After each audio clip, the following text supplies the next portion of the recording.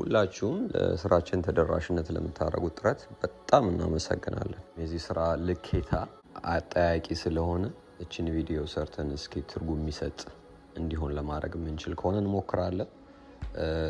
ይሄ በሸራ ላይ የተሰራ ወይም ካንቫስ ላይ የተሰራ ስትሬች የሆነ እንደገና ደግሞ ፍሬም ውስጥ የገባ ምስል ሲሆን 3 የተለያዩ ፍሬም ከለሮች አብረውት ይመጣሉ። ከሳይዝ አንፃር እዚህ የምታዩት የመጨረሻ ትንሹን 12 በ18 ሲሆን የሚቀጥለው ደግሞ 20 በ30 ነው። ትልቁ በጣም ትልቁ ደግሞ 24 በ36 ነው። ያ ማለት ቁመቱ የአንድ ሰውን ግማሽ ማከሉ ነው። አንድ ሰው 6 ጫማ ቢሆን 3 ጫማ ግማሽ ነው። ሰው ትልቅ ነው። ሰዎች አትሌቶች ቪዲዮ ሲሰሩት ተለቅ ብሎ የምታዩት እንደገዙት ሳይዝ ሲሆን እኛ ደግሞ ስናስተዋውቅ በትንሹ ሳምፕል አድርገን ነው። እንግዲህ ይህ በተቻለ መጠን መልስ ይሰጣል ብለን እናስባለን። ሌላ ጥያቄ ካላችሁ ያው ኮሜንት ሴክሽን ላይ ያሳውቁን፣ እንመልሳለን።